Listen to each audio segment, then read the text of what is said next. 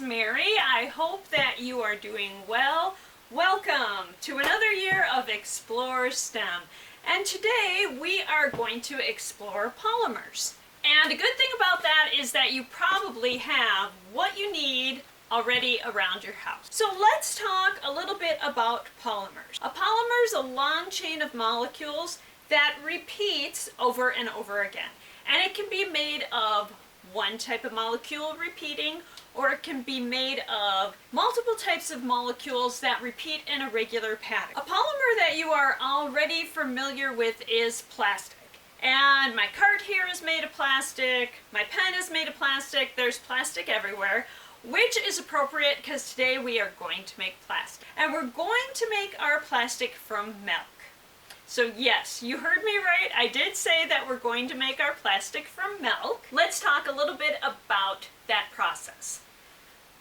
So one of the proteins that is in milk is casein. When you heat casein and add an acid to it, the molecules will form into a long chain. And you can gather all of that polymer together and form it into a shape. So here is what we need to make our plastic. So we are going to use vinegar and our milk. I have our milk heating. We need 8 ounces of it. We're also going to need something to measure with. So I have a measure spoon and it's 1 teaspoon. We'll need another spoon. Paper towels, you can also use a sieve or a strainer, and food color. I have the milk heating, and I'm just heating it to steaming. We are going to add 4 teaspoons of distilled white vinegar to our heat-proof container. And I'm just using this measuring cup. I've already measured out 8 ounces of milk, and I have that heating to steaming right now. So I have steaming milk. It's not boiling, it's steaming. So I heated it till it just started steaming. And I'm going to pour that into the vinegar. And I'm going to mix.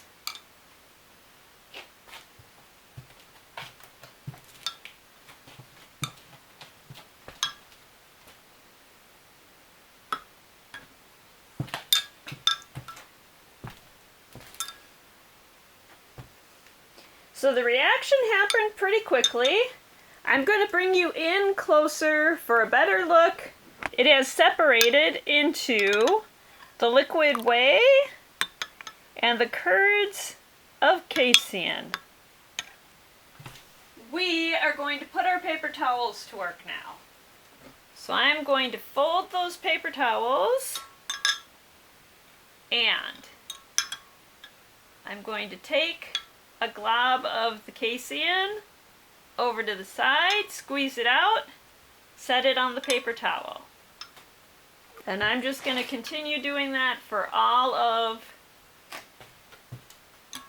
the casein.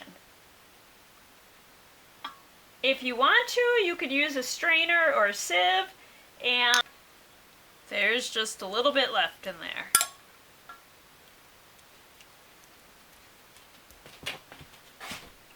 I'm going to fold and squeeze all of the liquid out of there. That set of paper towels is pretty well wet through. If you had cheesecloth, you could probably use that to help get some of the moisture out of here.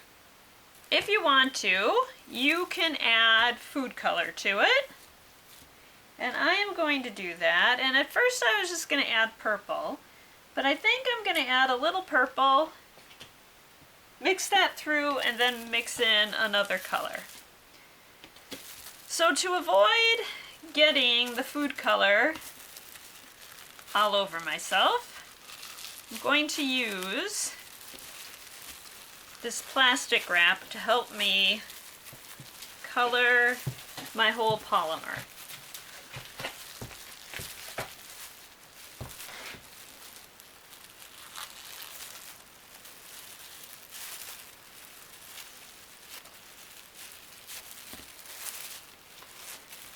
So what we're going to do after we get the food color mixed through is just form our polymer into a shape. Then we're going to set it aside to dry.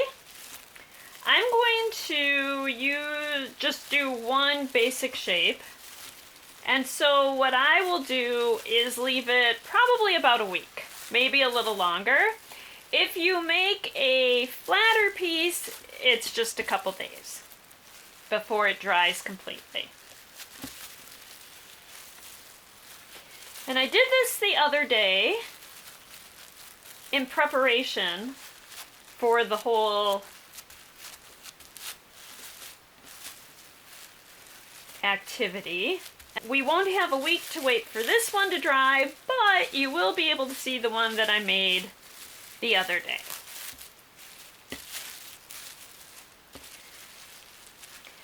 You could, if you wanted to, turn this into a whole experiment. What you could do is add different amounts of the acid, the vinegar, and see if 3 teaspoons works as well as 4 teaspoons, or if 5 teaspoons works better, and see what your results are. You could use cookie cutters and make a shape that way. I'm going to make just a circular shape here. And then I'm going to take it and set it on the side on some paper towels to let it dry. So I have my polymer that I made today transferred over to my paper towel, and it is working on drying out. I also have the polymer that I made last week in preparation for this, and that one I formed into a heart. So I've got this little heart of plastic. It is hard. You can drop it, it doesn't break. So I hope that you enjoyed this look at polymers and making plastics from milk. I hope that you give it a try, that you have some fun with it, and I will see you again very soon with another Explore STEM video. Until then, I hope that you continue to explore your world and use your creativity to improve it. And thank you.